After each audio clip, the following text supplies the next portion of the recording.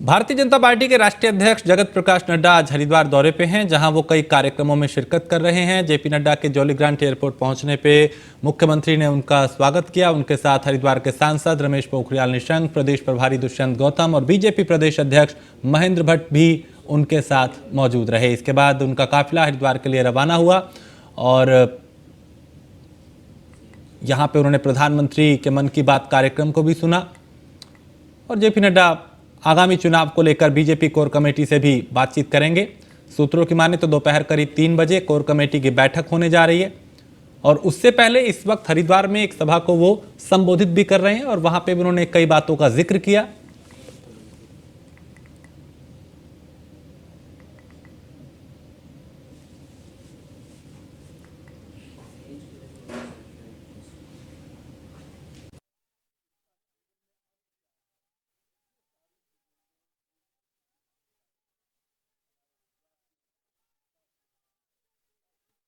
नड्डा का ये अहम दौरा और जहां वो पहुंच चुके हैं, यहां पहुंचने पे उनका जोरदार स्वागत भी हुआ।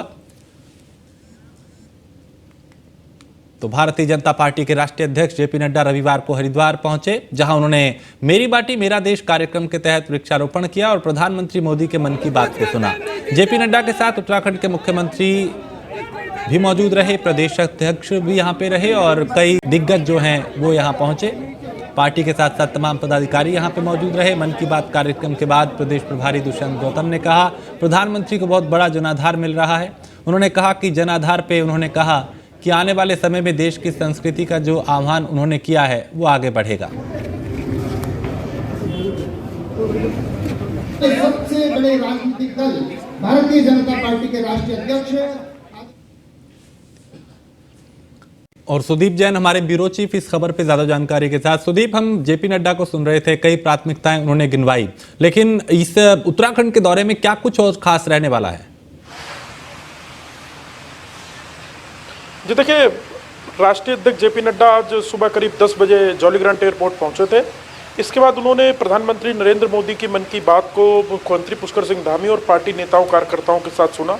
अभी देव संस्कृति विश्वविद्यालय में वो बोल रहे हैं। इस वक्त मैं रायवाला के गॉडविन होटल में हूँ। यहाँ का मैं नज़ारा दिखाने की कोशिश करूँ तो ये गॉडविन होटल है। यहाँ पे करीब 2:30 बजे से कोर कमेटी की बैठक प्रस्तावित है, जिसके लिए नेताओं का कार्यकर्ताओं के आने का सिलसिला भी शुरू हो गया है, जो प्रवेश कर रहे हैं, क्योंकि यहाँ से थोड़ी ही दूरी पर देव संस्कृति विश्वविद्यालय है। देखिए, भारतीय जनता पार्टी के लिए हरिद्वार का बहुत महत्वपूर्ण स्थान है, क्योंकि माँ गंगा की, माँ यमुना की सुरक्षा की बात उत्तराखंड में पूर्व से ही भारतीय जनता पार्टी कहती आई है और लोकसभा चुनाव में करीब अब 5 माह का समय रह गया है। ऐसे में ये कोर कमेटी की बैठक बहुत महत्वपूर्ण हो जाती है। कोर कमेटी की बैठक में मुख्यमंत्री पुष्कर सिंह धामी के अलावा कुल 19 लोग शामिल होंगे, जिसमें प्रदेश महामंत्री संगठन भी हैं। कहीं ना कहीं राष्ट्रीय अध्यक्ष जेपी नड्डा फीडबैक ले रहे हैं, जो हमारी जानकारी है इस बैठक में जो प्रस्तावित है बैठक होना, और कुछ वो टिप्स भी देकर जाएंगे। हालांकि लोकसभा चुनाव से पूर्व में अभी कई बैठकें होनी है, परंतु उसे शुरुआत के रूप में देखा जा रहा है, क्योंकि उनका ये दौरा यदि कार्यक्रम और व्यक्तिगत कार्यक्रम तक होता तो शायद इतना गंभीरता से न लिया जाता, परंतु कोर कमेटी की बैठक यहीं बुलाई गई है। और कल उनका प्रोग्राम भी चेंज हुआ है। पहले वो हेली से आ रहे थे, फिर जेट से आए और अब रात्रि में लेट नाइट वो जा रहे हैं। उनका टेक ऑफ है जॉलीग्रांट एयरपोर्ट से, तो ये बताता है कि उनका दौरा कितना धीर गंभीरपूर्ण है। और वो खुद भी हिमाचल के रहने वाले हैं और उत्तराखंड हिमाचल से सटा हुआ है, लिहाजा यहाँ की बारीकियों को बेहतर तरीके से समझते हैं। बीते दिनों सरकार के जो अच्छे कामकाज हुए, जिसमें नकल माफियाओं पर एक्शन है, भू माफियाओं पर एक्शन है, उसको लेकर एक पॉजिटिव माहौल है। इन सारी चीज़ों को लेकर एक डिस्कशन की स्थिति है। राज्य सरकार एक बेटर पोजीशन में है और अपोजिशन के पास बोलने के लिए बहुत कुछ नहीं है। इन सारे विषयों को भी कोर कमेटी में लाया जाएगा और कुछ इनपुट केंद्र के पास भी होते हैं, उन पर भी वो चर्चा करेंगे। तो नेताओं का, कार्यकर्ताओं के आने का सिलसिला शुरू हो चुका है और उम्मीद यही है कि करीब 2:30 बजे जो राष्ट्रीय अध्यक्ष जेपी नड्डा उस स्थान पर पहुंचेंगे। ऐसे में सुदीप, चूंकि कुल मिला के अब जो ये कोशिशें तेज हुई हैं, तैयारियां तेज हुई हैं, अब ये लोकसभा चुनाव की एक तरीके से तैयारी है कि कैसे 5 की 5 सीटें क्लीन स्वीप यहाँ पे की जाए। जी बिल्कुल, यही बात महत्वपूर्ण है और हरिद्वार लोकसभा भी भारतीय जनता पार्टी के लिए महत्वपूर्ण है और हरिद्वार से ही उनकी पहली कोर कमेटी बैठक की शुरुआत हो रही है।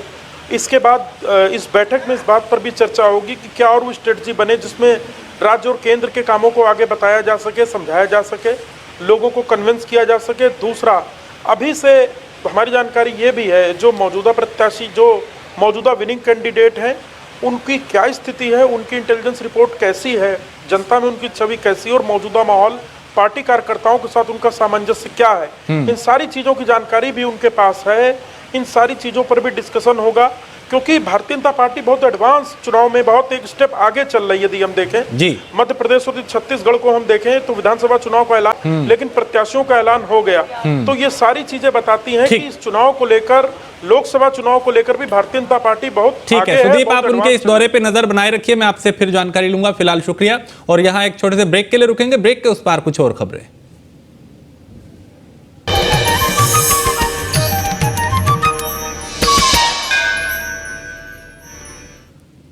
मुख्यमंत्री पुष्कर सिंह धामी ने Indian institute of remote sensing संस्थान का दौरा किया और यहां मौजूद वैज्ञानिकों ने मुख्यमंत्री का स्वागत किया। इस दौरान Wadia institute, ISRO deal, ITM, IIT और अन्य संस्थाओं से जुड़े तमाम वैज्ञानिक यहां पे मौजूद रहे। मुख्यमंत्री ने वैज्ञानिकों को चंद्रयान 3 की सफल लैंडिंग की शुभकामनाएं दी। उत्तराखंड में आपदा की घटनाओं पर भी विस्तार से चर्चा की।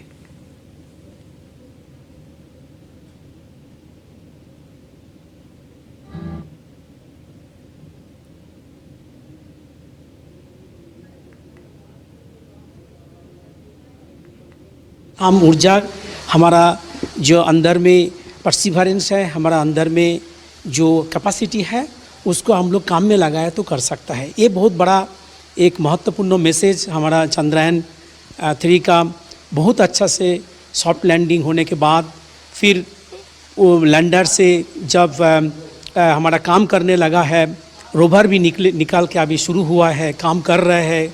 वहाँ पर पानी का संधान हो, कुछ लाइफ का संधान हो, और मिट्टी को लेकर के टेम्परेचर का क्या हो रहा है, बहुत सारी चीज़ें अभी पूरा दुनिया को मालूम हो जाएगा। हर चीज़ मिशन चंद्रयान जिस प्रकार से अपनी सफलता को प्राप्त हुआ है और हमारे लिए बहुत ही गौरव की क्षण है, ऐतिहासिक पल है।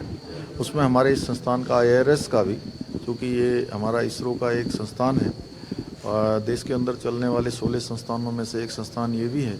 इसके वैज्ञानिकों का भी उसमें बहुत योगदान रहा है और अन्य संस्थानों के भी सारे वैज्ञानिक जो समय समय पर शोध और अनुसंधान के क्षेत्र में काम करते हैं, उन सभी से संवाद हुआ है, जहां आज सभी ने इस ऐतिहासिक उपलब्धि के लिए आपस में मिलकर एक दूसरे का प्रोत्साहन किया है। वहीं निकट भविष्य के लिए आने वाले समय में और भी हम सबको।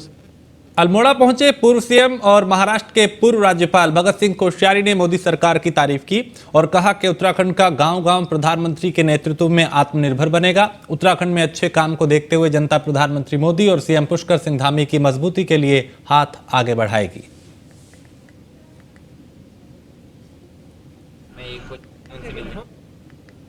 गांव-गांव में लोगों को लग रहा है कि मोदी के नेतृत्व में हमारा उत्तराखंड आत्मनिर्भर बनेगा, और मैंने भी आत्मनिर्भर उत्तराखंड बनाने के लिए महाराष्ट्र की राजगद्दी छोड़ी, आप लोगों के बीच में आया, और यहाँ के मुख्यमंत्री को भी लगता है कि उत्तराखंड आत्मनिर्भर होना चाहिए, और उस दिशा में यहाँ बहुत अच्छे काम हो रहे हैं। और मुझे लगता है कि इन अच्छे कामों को देखते हुए निश्चित रूप से सारे नागरिक हमारे जो हैं वो उसमें हाथ बढ़ाना चाहेंगे। गांव-गांव में लोगों को लग रहा है कि मोदी के नेतृत्व में हमारा उत्तराखंड आत्मनिर्भर बनेगा, और मैंने भी आत्मनिर्भर उत्तराखंड बनाने के लिए महाराष्ट्र की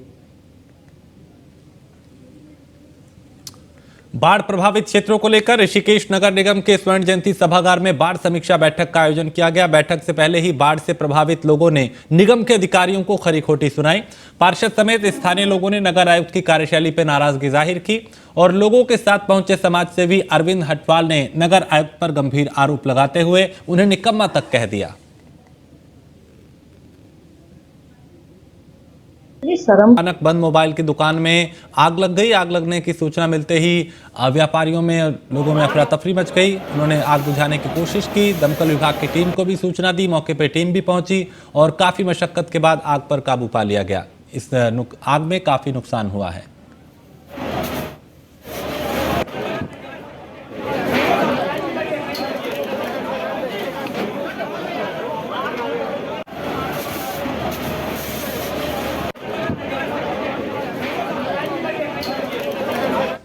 और देहरादून में डेंगू के बढ़ते मामलों को देखते हुए जिला स्वास्थ्य विभाग एक्टिव हो गया है। बता दें कि राजधानी देहरादून में 20 नए मरीजों में डेंगू की पुष्टि हुई है, जबकि 7081 जगह पे लार्वा मिला है, जिसे देखते हुए स्वास्थ्य विभाग किसी भी कोई लापरवाही नहीं बरतना चाहता।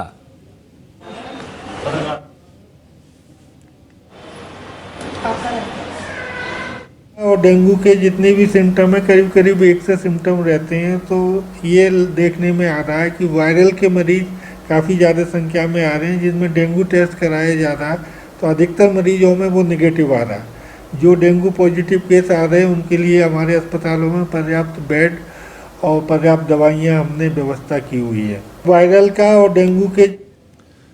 और इसी के साथ इस बुलेटिन में फिलहाल इतना ही। आप बने रहिए न्यूज़ पर।